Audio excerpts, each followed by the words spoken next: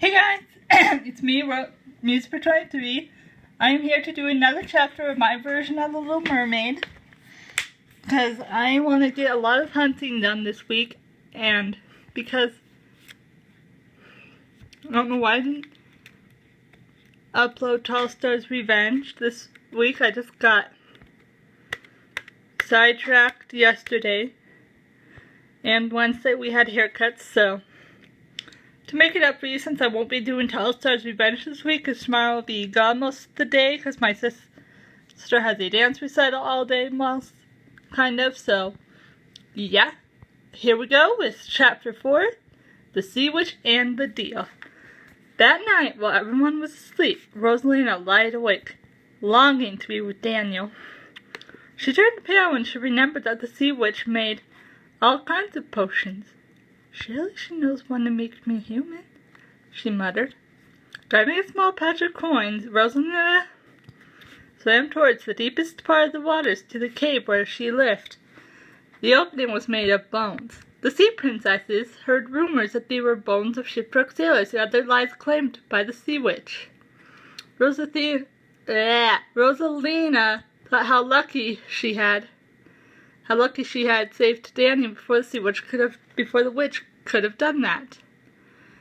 I know why you've come, the Sea Witch said inside the cave.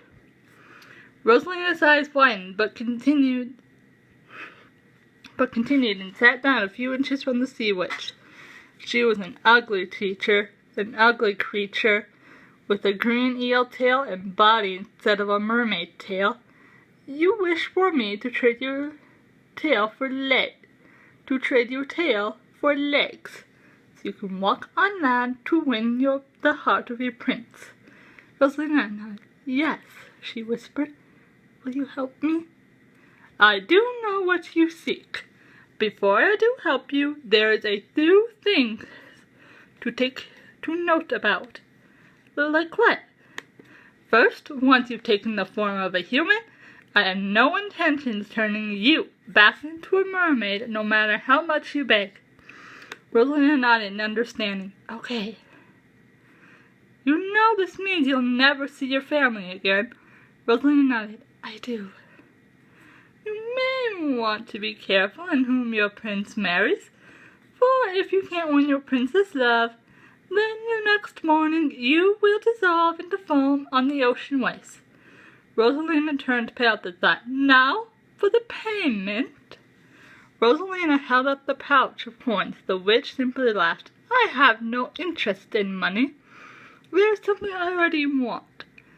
Rosalina looked at the witch as she placed the long finger under her throat. You have the most beautiful and sweetest voice I've ever heard. You must give me your voice. Rosalina felt her heart skip a beat as the Sea Witch ran the finger down her throat. But if you take away my voice, how will I speak to him? What will I have left? You'll still have your beauty and looks, and you can use your eyes to speak. No one would be able to turn away from a lovely thing like you. Now, your voice, or get out! Rosalina simply closed her eyes. I'm ready. Using a small vial, a tiny droplet dissolved onto Rosalina's tongue, and a small glowing orb flew from her throat into an empty bottle nearby. The small glowing orb was really Rosalina's voice, and now she could no longer speak or sing. The Sea Witch dipped another bottle into her pot and handed the green liquid inside to Rosalina.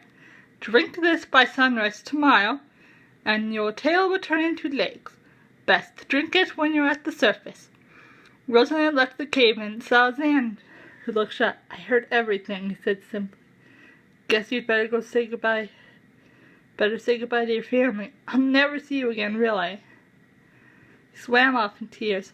Why do you want him over me? Rosalina felt bad. She looked at the bottle. Why can't Xander accept that I love him as a good friend? Sorry. Why can't Xander spark me the way Daniel does? Why can't Xander accept I love him as a good friend? She went to the castle and blew a kiss to her father, kissed her grandmother, and waved to her sisters who were still asleep in their rooms. "Goodbye, my dear family."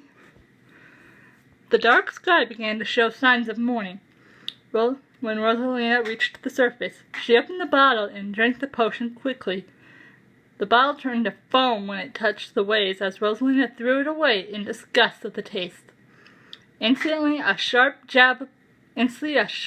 pain shot through her tail, and felt it split as if someone was ripping it apart. Rosalina screamed in pain, but nothing came out. Feeling weak as darkness started to overwhelm her, Rosalina had managed to get to the steps of the castle before she laid her head on the step in front of her and passed out from the growing pain. This might be one of my shortest chapters. I don't really know, but I plan to do 2 more finish the story today, I think, or sometime soon, because I don't want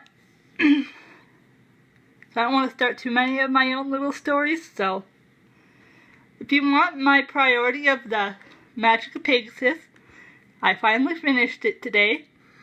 It pretty much follows the movies. So plot, just a few little twists,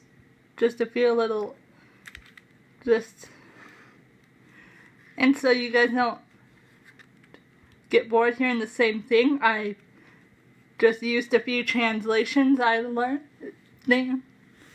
I changed the script a little and used a few translations from some other versions I watched of it. So comment, like, subscribe, bye, and stay tuned for more. For more Twilight Revenge and the Little Mermaid.